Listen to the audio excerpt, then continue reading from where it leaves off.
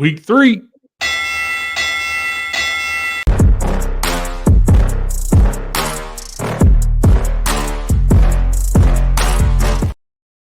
What's up, everybody? It's Big Mike back again with another edition of the Ragsdale Rumble brought to you by the Herb and Rodg podcast. It is week 3.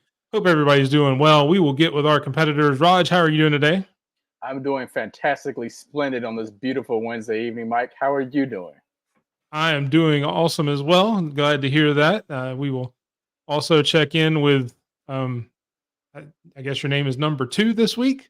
Not sure why that's your name, but how are you doing today, number 2? Probably I just feel got like I'm like Captain Picard or something in Star Trek. Fantastically splendid. I'm doing horrible. Oh, well, I hate to hear that, buddy. Why are you doing horrible? Yeah, what's going on? I'm number 2 in the standings right now. I'm dead last. You don't do that. We haven't gone over the standings yet. I haven't brought up the scoreboard. I haven't done anything. And I let my peer pressure talk me into backing the wrong horse. Yes, that is true. We offense had a broken leg. We will get into it. As you heard Herb allude to, this is week 3, but you can't start week 3 without talking a little bit about week 2. Yes, we can. Herb is correct. There is a 1-game difference. Rodg is currently 9-4 on the season. Herb is currently 8-5. And we can what stop was that things, game we that can you things right here. We can end things right here. I bet you'd like to. It did all hinge on 1 game. And as if you caught our episode last week, you heard the PSA about peer pressure and the perils of falling into peer pressure. And we are seeing that on full display this week with her being down because number 3 did beat number 10 Michigan. And that 1 game decided it all. Texas scored for the SEC, scored for Rodg, put him in the lead for this week. Rodg, how's it feel to be in the lead? I mean, I feel like a winner. You know what I'm saying? I just hope I can maintain this. And it's good always to see Herb as being number 2 and being second and losing. Probably something you've never. I mean, is it an odd feeling considering you had to go all off season and the first couple of weeks being number 2 yourself? Do you have a little bit of sympathy for now? I feel bad number 2 now. Since you threw that in there, now I feel like crap. Look, I'm an unbiased entity here. I've got to bring up all sides of it. So I mean, Mike, I would think you'd have a little bit of. No, I feel regardless of what Herb says. It's still early in the season, so Herb has time to play catch up if he can. Definitely, and we do have president of his fan club. How can you call yourself unbiased? How do you know I'm not also the president of your fan club? Because it's never been declared. Good point. You declared yourself the president of his fan club. Well, maybe I thought Rodg needed that boost a little more than you did, that boost in confidence. I like how now because you were already winning last year, so maybe I was trying to help Rodg's confidence out. Except for the fact that you came up with the fan club before we had this debate. So look, we don't have to talk about all the history. All accounts, Mike. Let's move on to the picks. All right, but we do have, I guess, some games this week. Not necessarily some great games this week, but there are some. It is college football going on. I do count. We have 1, 2, 3, 4, 5, 6, 7, 8 games, more games than we did last week. And we will jump right into it. And for the first time this season, we do have a Friday night game. Number 20 Arizona going into number 14 Kansas State Friday night at 7:00 at night. Kansas State is at home and is favored by 7. And Rodg, you're number 1 this week. You get to go first. Who do you have in line? All right. I hope this game helps for me to maintain my lead. Even though Arizona is on the road and Kansas State's favored by 7, I did pick Arizona to win this game. I know they struggled last week with Northern Arizona, which kind of scared me a little bit. But the sophomore quarterback, is his last name Fafita? Is that how you pronounce it? Yes. I think he'll definitely step up in this game, especially with being a road game, and kind of lead Arizona to victory. Although I am still on the line, still on the fence here a little bit, but I'm going to go with Arizona to pull off the upset. All right. Herb, do you agree with that, or what do you think will win and why? No. I do share his trepidation in making a pick here, though, because I think this is a tighter game than the 7 indicates here. I do think this will probably be a high-scoring game. I I actually did a little looking into this, and Arizona still, I think, as far as this missing a key lineman, and that kind of slowed them down last week. K-State did have to have that comeback against Tulane, but now seeing as how this is actually a Big 12 matchup, which is still really, really weird to me to even say. Yeah. I think K-State takes this one at home, so I'm going with K-State. That's not Oh, even wow. All right. That's the pick I was going to make before he even, opened his trap. All right. So hey, the games may not be as good as last week, but hey, the picks have started off a lot hotter than they did last week, with only the very last game getting picked opposite. We have the first game this week that has been picked as a deciding factor. Moving on to our Saturday slate of games, we will start with South Carolina going against LSU, number 16. The game is in South Carolina, but LSU is still favored by 7. Herb, who do you have and why? Man, I'm going with the upset at home. I'm taking South Carolina. LSU has not looked good to start the season. They cannot get their running game going at all. South Carolina surprised me. I don't know if they're a little better than I thought, or maybe Kentucky's just a lot worse. It's probably somewhere in the middle. But I feel like if you're ever, this just seems like what the Tennessee game from a couple years ago. If you're ever going to capitalize on the team and pick your moments, this seems like the moment for South Carolina. So they'll win this game, then like lose like the next 5. Yeah. But this seems like a South Carolina sort of victory. Okay. Raj, do you agree with that, or what do you think? Surprisingly, I agree with Herbert Sylvester. South Carolina is coming off that impressive victory over Kentucky last week. Was it 31-6? I did not see that coming. I honestly haven't really looked too much into Kentucky this year, so I don't know if they're how good they're doing or how bad they're doing. But Well, they got seeing Georgia South in Carolina, that, so that oh tells you a well, lot. they'll get demolished. Yeah, but South Carolina is starting off pretty good for the season. 2-0, 31-6 last week over Kentucky. Still not really sure how good LSU's quarterback Nussmeier is. I know he looked Right. somewhat decent in the USC game to open up the season, but I'm not set on that yet. So I'm going to take South Carolina at home. All right, both brothers picking an upset at home against LSU. I agree. I mean, it's so South Carolina's definitely been a surprise. I'm not sure if one of us had South Carolina or that was one of Bama beats when we did our preview for the SEC, but I definitely remember them being one of the lower teams on the SEC rung at the beginning of the season. So it's definitely been surprising. Yeah, I know whoever had South Carolina or whoever had Kentucky, I feel like they both picked Kentucky to win that game early on in the year, is what I think. Yeah. But, yeah. All right, moving right along on a team that's not as surprising, kind of where people thought they were. Number 6, Missouri travels up to Boston to play Boston College, number 24, and even being on the road, Missouri is favored by 16, and the game is at a weird time at 11:45 a.m. Oddly enough, Rodgers game 3. Who do you have and why? I got Missouri all the way. I think Boston College's ranking is reflective of them being I guess, Florida State team that everybody thought was going to be good at the beginning of the year, but obviously we've seen what happened to them in their first 2 games. I think Missouri's offense is going to be way too much for Boston College's defense. I got Missouri all the way. Yeah. Herb? This one is only because Boston College beat a Florida State team that we found out as frauds. Boston College has thrown 26 – their starting quarterback has thrown 26 passes in 2 games. They're very one-dimensional. They're not going to be able to open it up. I just feel like Missouri is going to capitalize on that. I think they win this one going away. Yeah. All right, double Mizzou there. And it's oddly enough, you mentioned Florida State, the team that Boston College beat, because we will move on to our next game, which is those Florida State Seminoles, who actually are at home again playing the Memphis Tigers. Memphis 2-0, Florida State 0-2 at 11 o'clock. The line is still FSU by 6.5. So, Herb, who do you have on? So this is an interesting one. I was hoping I would go second because this was definitely going to be an anti-Rodg pick. You could almost, I know the line's 6.5, but you could still, the way Florida State's been playing, we've already been talking about it. DJU's not good there. They're getting beat up on both sides of the line. I feel like this is a game where they go to the run more. They try to slow down Memphis. Memphis can definitely hang with them in this game. But I feel like the bye week was at a great time, even though it's only after 2 games for Florida State. I'm going to take Florida State at home. And what do I always say? Somewhere in the middle of the third quarter, I'll be shaking my head and going, what is this? What am I watching? This could easily, like, somewhere in the third quarter be still, like, I don't know, 13-10.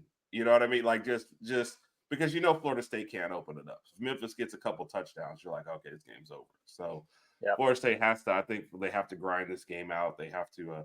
I don't know how you try to limit your own quarterback, but I feel like that's what they're going to do. Like, we just don't want you to hurt us. So I'm going with Florida State and not going to feel happy about it. Okay, Rodg? For all the reasons that Herb just mentioned is the reason why I'm picking Memphis. I feel like the only way Florida State stands a chance in this game is if they ever make a change at quarterback. But honestly, I haven't heard anything about them, and I just don't know if they're going to do that as of right now. So I figured DJU starts again. They might lead a little towards the running game. Memphis is averaging like 39 points a game. I feel like in order to win this one, they only need about 3 touchdowns, to be honest with you, because I don't think Florida State's going to be able to muster up enough points to even catch up to that. So I'm gonna go with Memphis on the road. Yeah, and I can't blame him. Like, for anything he said, I'm like, yeah, you're right.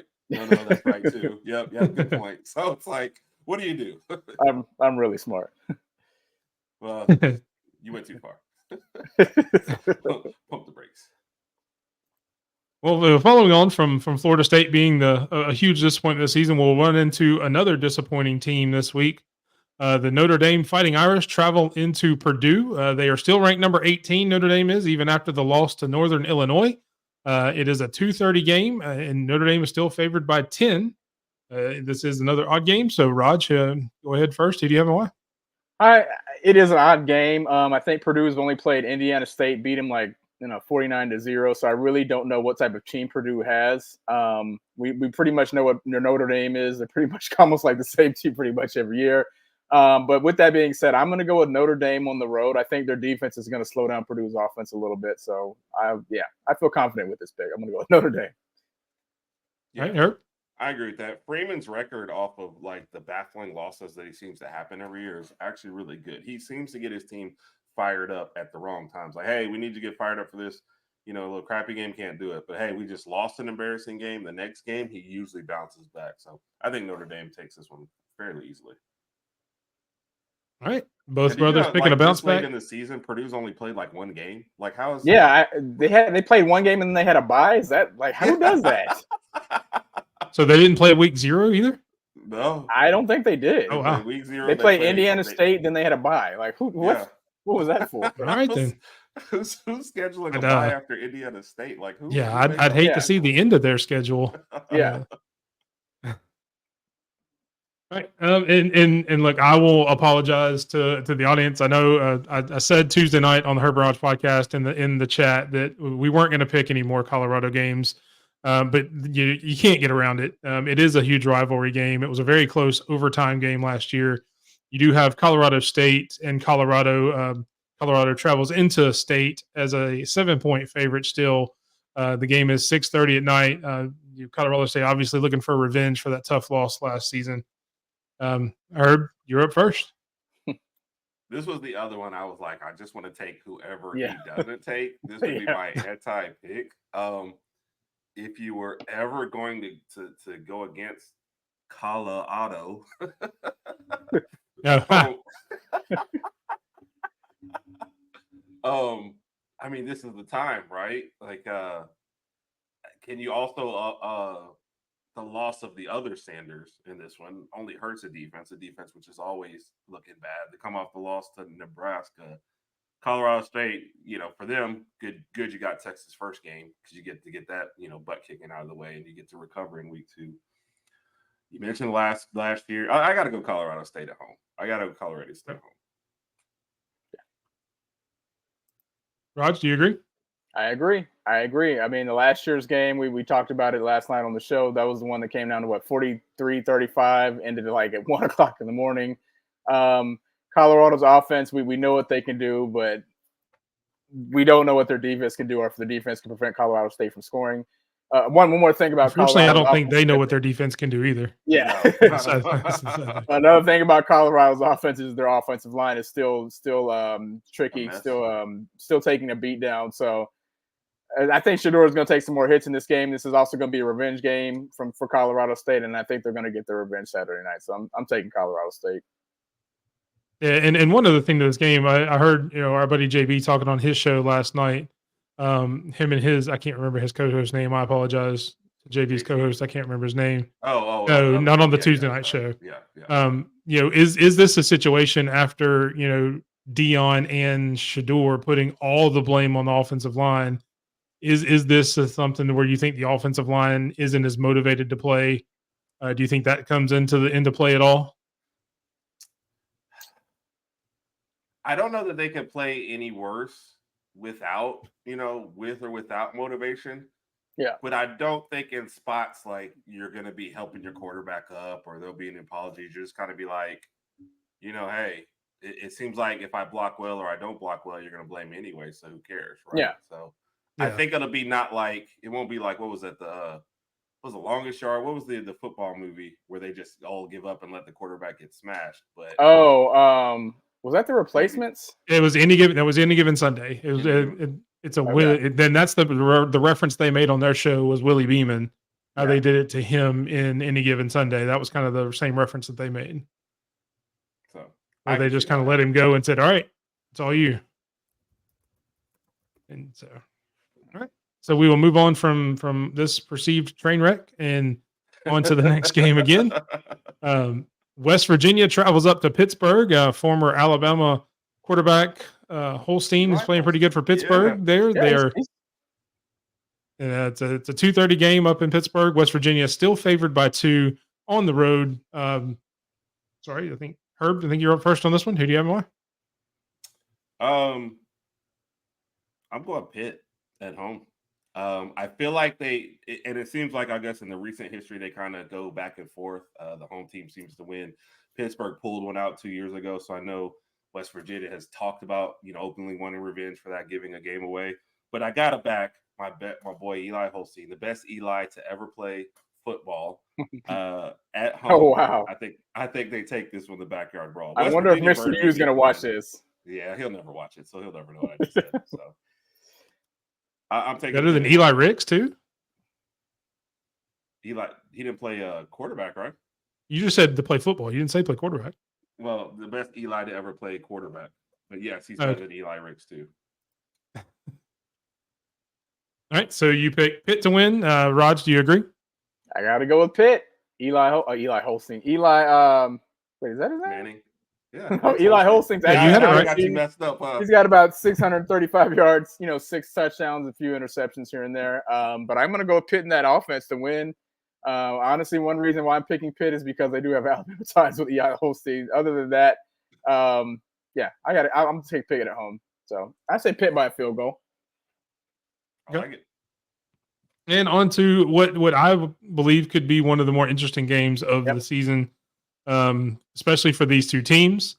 You have Texas A&M traveling into the Swamp to play Florida at 2:30. Texas A&M still favored, and it surprises me that this is only a 3.5-point favorite, I guess, with Texas A&M not looking as good as we thought. Right. Rodg, you're up first. Who do you think? Remember where you heard this from first. DJ Lagway saved Billy Napier's coaching career. No, okay, I don't believe that. I really don't believe that at all. But he did. Listen, he put up some impressive numbers last week against, I think it was Samford, when they won 45-7, threw for 5 touchdowns, etc. I don't think Florida has anything else to lose. I mean, obviously they're going to start Lagway again. I just feel like offensively, if he can put up some pretty good production this Saturday against A&M, then I'm going to take Florida at home. Yep. The best DJ playing quarterback in the state of Florida. That's true. Is in Florida now. No, Rod. I mean, that's how I'm thinking. Texas A&M, their offense just didn't look good to me. Will Florida's defense be like Notre Dame's? No. But if you're Florida, the wins are going to be few and far between. This is a chance to catch somebody. I think the Swamp will be on fire. Yep. DJ Lagway has given them a little bit of hope. I think they capitalize on it. I think they get the upset victory at home. DJ Lagway is giving them some leeway. And I guess I'll be the one to bring it back. Mike said, Did you do that? Listen, let's be honest. Florida has nothing else to really lose. We all think Billy Napier is going to be gone midway through the season or at the end of the season anyway. So look, put Lagway out there. Let him do whatever he wants, and let him throw the ball, and maybe he's the future of your program. A&M's just Let not going to him must. do whatever he Let him do wants. whatever. That's the strategy. If you want to run a flea flicker, just let him air the ball out. Let him roll. I mean, A&M's offense isn't going to be able to muster up enough points to kind of keep up with Florida in this He's game. out there So just calling it whatever audibles he wants. Yeah. And he's going to go to the huddle and be like, look, dude, just go out there. Somebody just run some routes, whatever. I'll get you the ball. Yeah, in this game, I have a vested interest in because again, we go back to the SEC preview show on the Herb and Rags, the Herb and Rodg podcast. I'll learn how to talk here in a second. I actually had Florida, and I picked them to only have 2 wins on the season. So if they win this one, that puts a big damper on my prediction for them. the rest of your season is just shot. I thought, I knew they would beat Samford, and I think I can't even remember who they have next week. It's another garbage team, and I figured that they would beat. But this is definitely one I thought they would lose. So hopefully, as much as I hate to root for you guys being wrong, hopefully you guys are wrong, and I can still say I'm at least fairly intelligent when it comes to football. But we'll see. Well, that'll never So change my Florida plays at Mississippi State next week. Yeah, I was right. Garbage team. Yep. Another winnable game. Yeah. Well, they've got one more out of conference game that's not so great down the line. Yeah. But that is all. Still has Florida State too in here, so yeah, and who knows the way that game may be for the next coaching position. Yeah. Whoever loses that game, loser leaves Florida, kind of thing. So if they could beat A&M, beat Mississippi State, then they have UCF first week. Yeah, I think UCF beats them because UCF's been pretty good this year. I agree. Then you have Tennessee. Then they have Kentucky. Then they have Georgia, Texas, LSU, Ole Miss. I'm like, good Lord. Yeah. Yeah, it's definitely. I know they talked of the season and one of the hardest schedules in the country, if not maybe one of the hardest ever, with all the teams they have to play. Of course, they thought A&M was going to be a lot better than what they turned out to be. Yeah. So that definitely changes that a little bit. DJ Lagway is going to have to go a long way for Florida to make a bowl game. All right. Just laughed at that. I hate that I just laughed at that. And before we get any more Lagway puns, we will move our way on to the next game, which we're not actually going to pick as far as scoring, but we do talk about it every week. Alabama does travel up to Madison, Wisconsin to play the Badgers at 11 o'clock in the morning. Hopefully you guys get a chance to watch it because as we heard, I unfortunately will not, apparently. The line is Alabama favored by 16, and it doesn't matter which one of you guys go first. What do you guys think about the game? Go ahead, Herb. I'll give you some leeway. This has got to be a get-right game for Alabama. First road environment. I feel like Wisconsin somehow takes an early lead, first quarter while we get our jitters, while we settle down. We always seem to reset in games like this. Like, oh, this is our first road game ever. No, it's not, but we'll pretend like it is. I feel like eventually Alabama sets down. We get the running game going in this one, kind of how what Stephen M was talking about this past week, maybe force them to be more of a throwing team, and I feel like we can defend them well, and I feel like we wear Wisconsin down and kind of pull away at the end, but there's going to be some nervous moments early on. Yep. Rodg? I'm hoping that the offensive line is building some assiduity this week. I think we'll have Caden Proctor back. Looks like Elijah Pritchard's going to start again. If they can keep their protection up front and allow Milroe to kind of develop some of these plays and kind of spread the ball around, then that'll obviously open up the run, or vice versa. Even if we can run the ball, that can open up the pass plays. As far as the passing plays and the passing game is concerned, I really want to see some more versatility. I don't want to just see the vertical game throughout each 4 quarters. Let's just get some short passes. Let's hit the tight ends. Let's get everybody involved. We got all the weapons we need on offense. I think this is the type of game where we can kind of show how good this offense can be. And I don't think Wisconsin's going to be able to keep up with this. The last time we played Tyler Van Dyke, he was at Miami, and we beat him 44-13, something to that effect. So I think Alabama covers. My score prediction is probably going to be, I'll say 45-14, somewhere in that range. 45-14. That was my next question was score predictions, and 45-14 from Rodg. Herb, what do you think the final score will be? I'm going to say 38-17. Loser. Okay. So you also have them covered. I had to do a little math there. Sorry.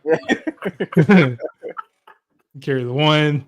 Mike said, "I'm not going to ask, but I'm going to figure this out." Yeah. Well, there you have it. That's week 3 games. Again, not a great slate of games. Hopefully next week we will get into some more meat and potatoes of conference play a little bit more, some better football games to pick for, some more meaningful games as far as top 25. We did have a couple of fringe top 25 games here, but hopefully everybody has a great weekend, enjoys some football, and as always, roll Tide. Roll Tide. Roll Tide.